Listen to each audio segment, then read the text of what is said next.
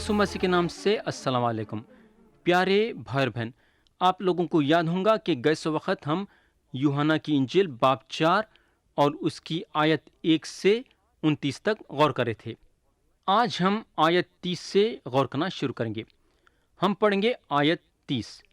लिखा हुआ है, वो शहर से निकलकर उसके पास आने लगे।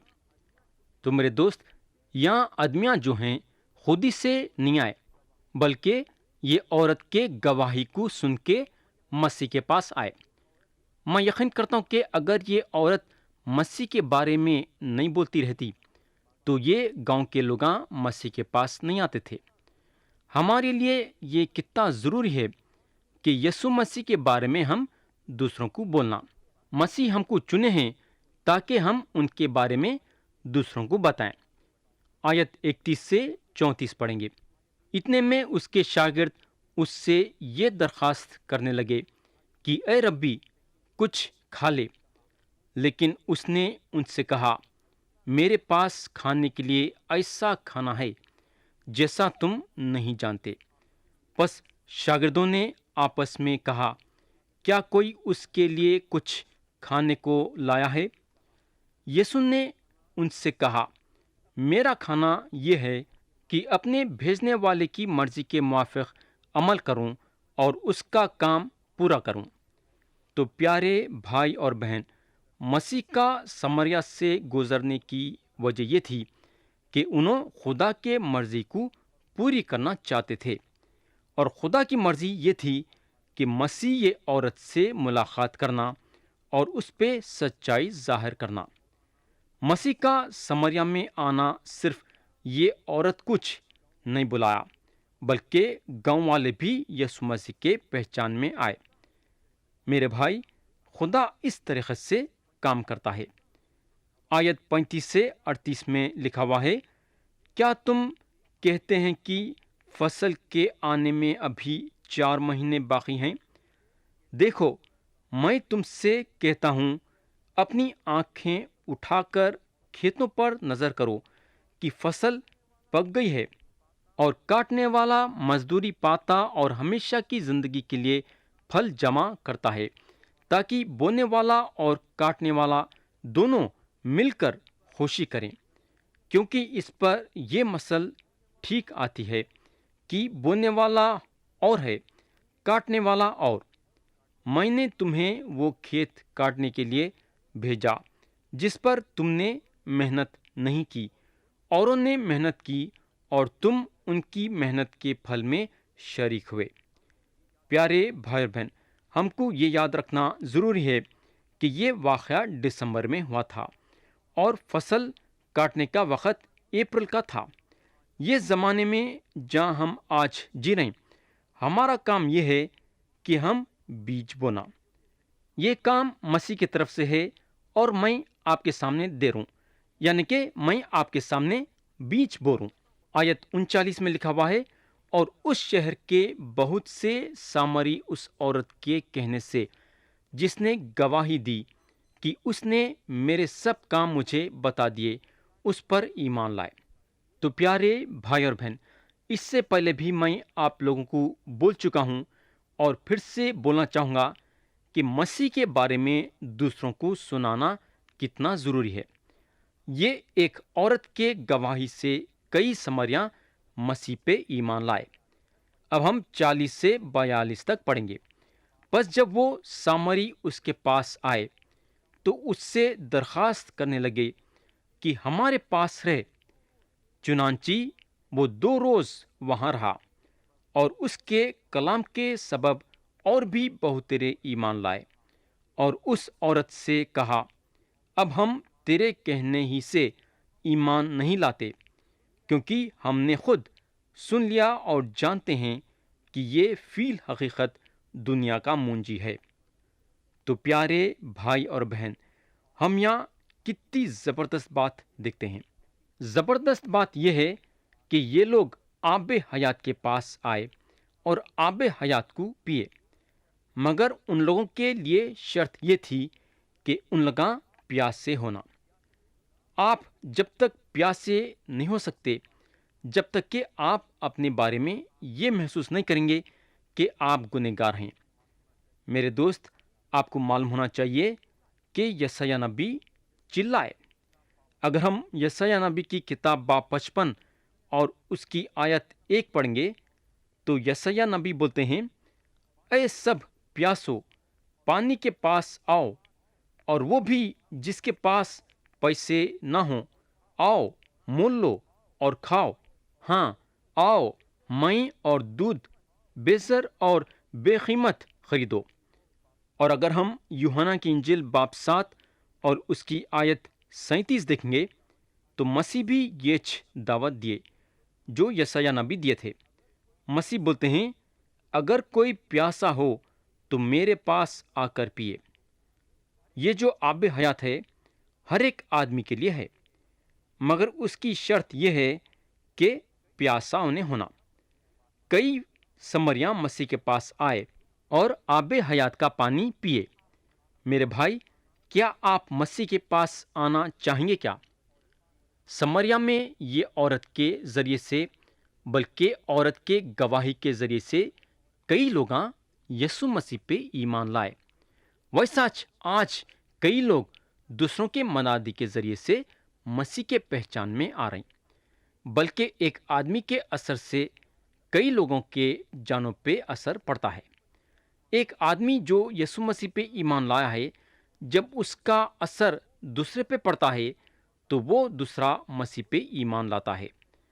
تھوڑے لوگوں کے پاس ایسے ماں باپ ہیں جن کا ایمان مسیح میں زبردست ہے، اور جب ان کا اثر ان کے بچوں پہ پڑتا ہے تو بچے یسوع مسیح پہ ایمان لاتے ہیں۔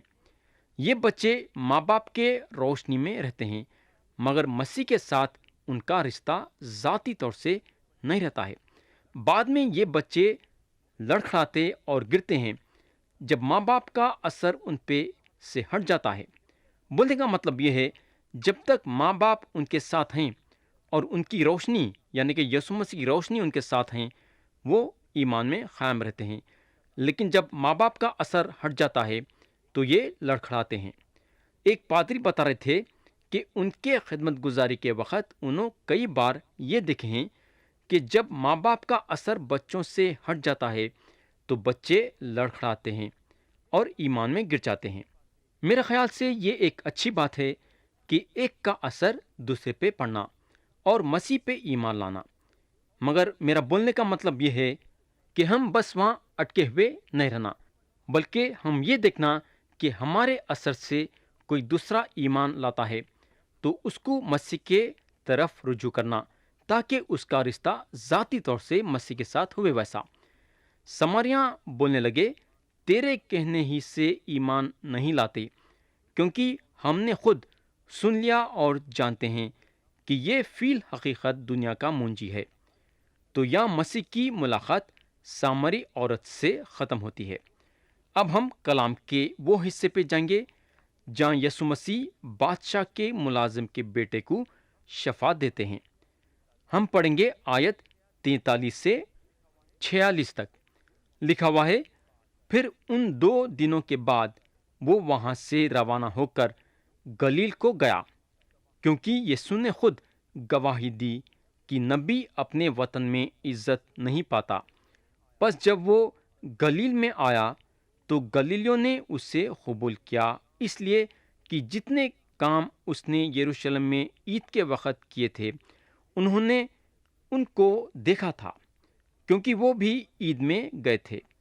پس وہ پھر خانہ گلیل میں آیا جہاں اس نے پانی کو مئی بنایا تھا، اور بادشاہ کا ایک ملازم تھا جس کا بیٹا کفرنہوم میں بیمار تھا۔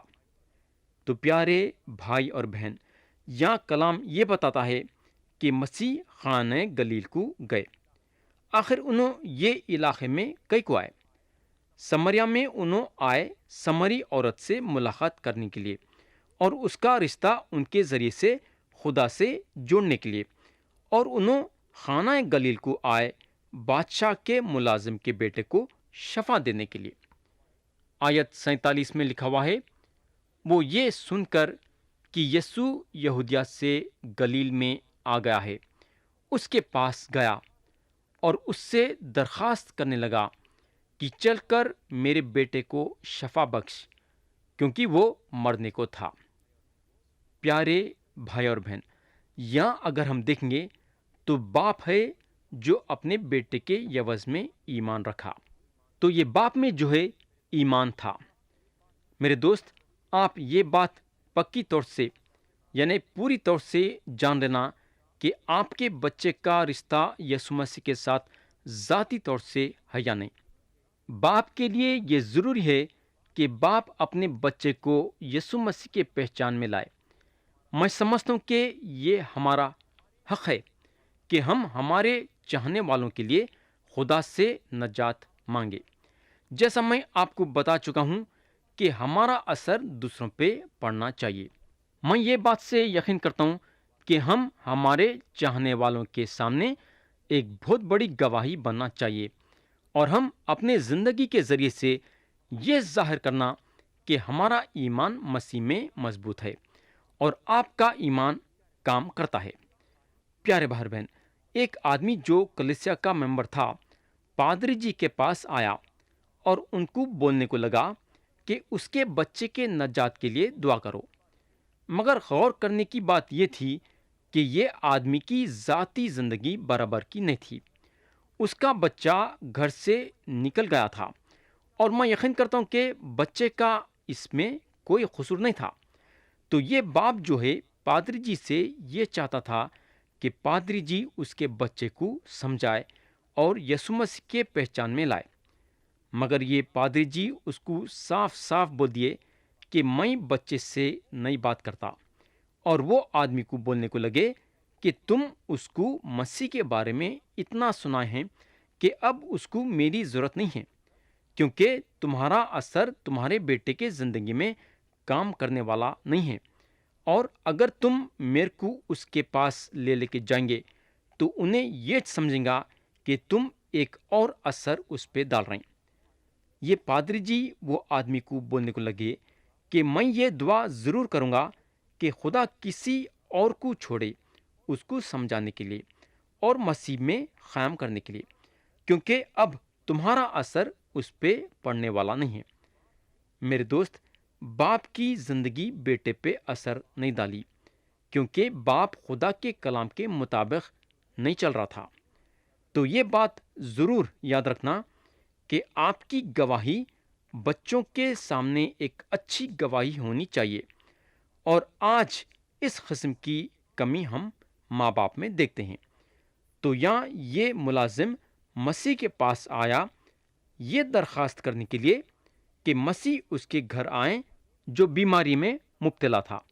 آیت 48 سے 50 میں لکھا ہوا ہے، یسوع نے اس سے کہا، جب تک تم نشان اور عجیب کام نہ دیکھو ہرگز ایمان نہ لاؤ گے۔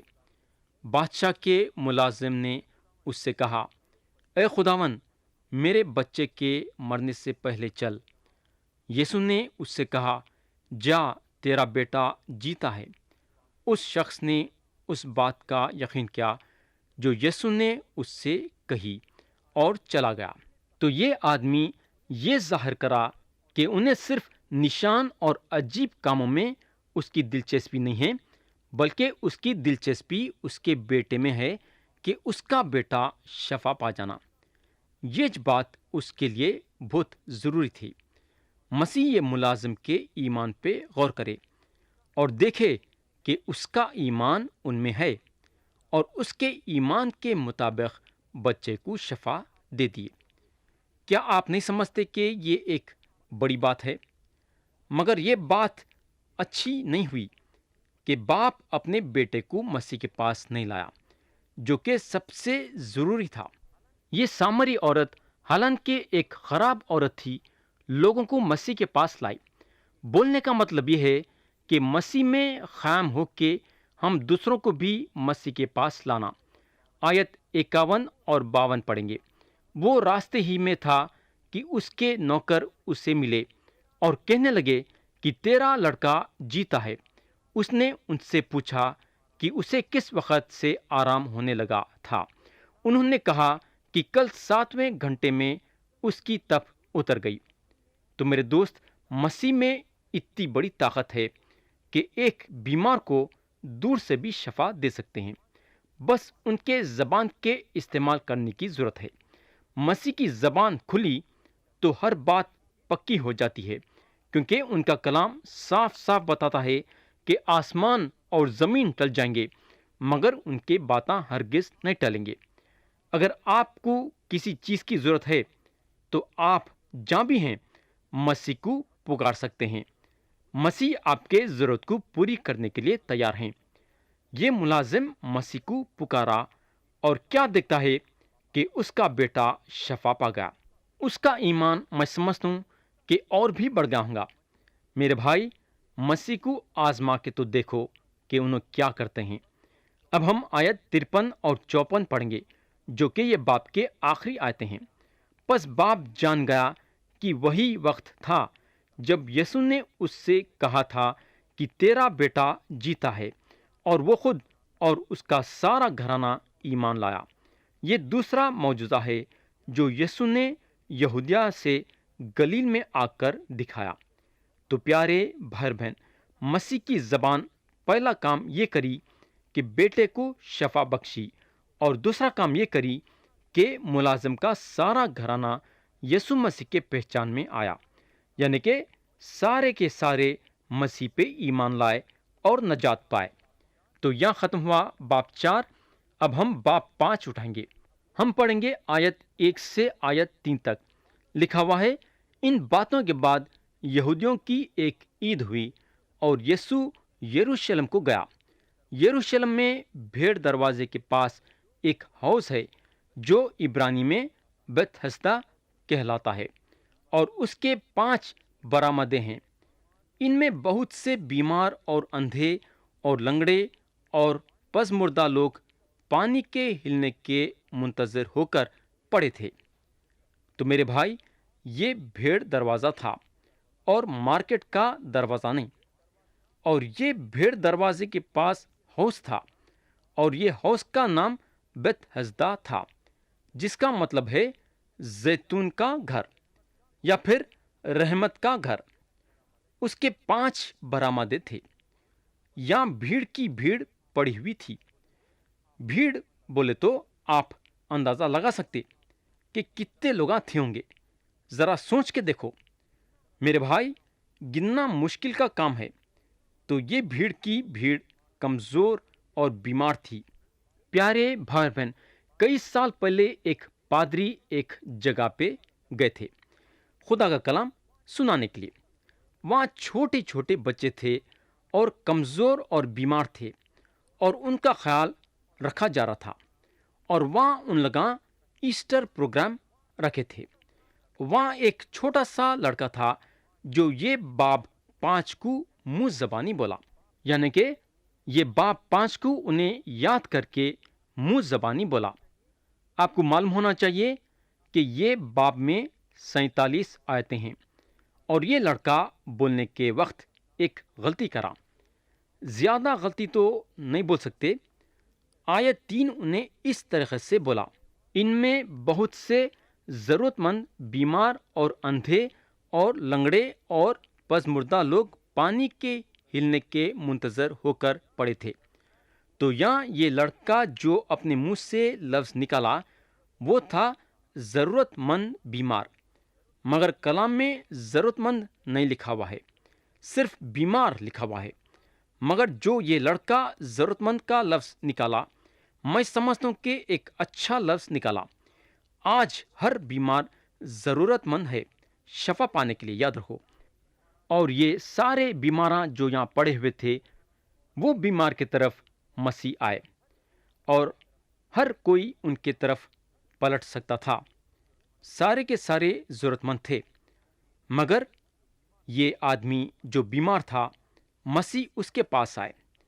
آیت 4 میں لکھا ہوا ہے، کیونکہ وقت پر خداوند کا فرشتہ حوض پر اتر کر پانی ہلایا کرتا تھا۔ پانی ہلتے ہی جو کوئی پہلے اترتا سو شفا پاتا، اس کی جو کچھ بیماری کیوں نہ ہو۔ تو یہاں یہ وجہ دی گئی ہے کہ بیمار وہاں حوض کے پاس کئی کو پڑے رہتے تھے، کیونکہ خدا کا فرشتہ پانی کو ہلاتا تھا، اور جو کوئی بھی پہلے وہ پانی میں داخل ہوتا تھا اس کو شفا مل جاتی تھی۔ تو بیمار طاق میں رہتے تھے کہ پانی کب ہلے گا اور کب ان لگاں اتریں گے۔ میرے دوست، انسان کے زندگی میں سب سے بڑی تکلیف ہے تو وہ یہ ہے کہ اس کی بیماری۔ انسان چاہتا ہے کہ اپنی بیماری سے رفع دفع ہونا۔ یہ حوض کے پاس بھیڑ کی بھیڑ تھی اور سب کے سب چاہتے تھے کہ وہ شفا پائیں۔ میں یقین کرتا ہوں کہ آج اگر ہم سارے دنیا میں ہر ایک گھر ٹٹول کے دیکھیں گے تو ہم کو کم سے کم ایک بیمار تو مل جائے گا، یعنی کہ ہر ایک گھر میں ایک بیمار ضرور رہے گا۔ میرے بھائی، آپ چاہے کتنے بھی تگڑے کیوں نہ رہو، جب بیماری آپ کو لپٹتی ہے تو آپ اپنا تگڑا پن کو بھول جاتے ہیں اور بیماری میں دماغ لگاتے ہیں۔ اچھا تگڑا آدمی بھی بیماری کے سامنے اپنی ڈک ڈال دیتا ہے۔ آیت 5 میں لکھا ہوا ہے، وہاں ایک شخص تھا جو 38 برس سے بیماری میں مبتلا تھا۔ میرے بھائی، 38 برس کوئی معمولی وقت نہیں تھا، ہے نا؟ 8 دن اگر ہم بیمار پڑتے ہیں تو لڑکھڑائے جاتے ہیں، اور یہ آدمی 38 برس سے بیمار تھا۔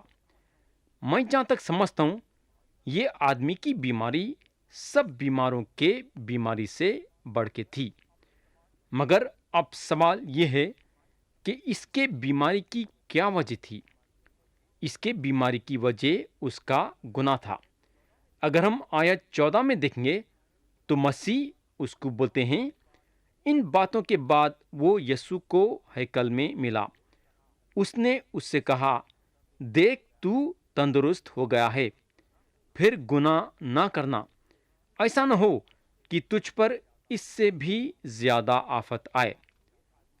آپ یہ آدمی کے بارے میں سوچ سکتے کہ کیسا انہیں وہ حوض کے پاس پڑا ہوا تھا، اپنی آنکھ وہ حوض پہ رکھتے ہوئے، انتظار دیکھ لیتے ہوئے کہ کب پانی ہلیں گا اور انہیں کب وہ پانی میں کودیں گا۔ انہیں اپنی کوشش تو ضرور کر رہا تھا، مگر اس کی کوشش ناکامیاب تھی۔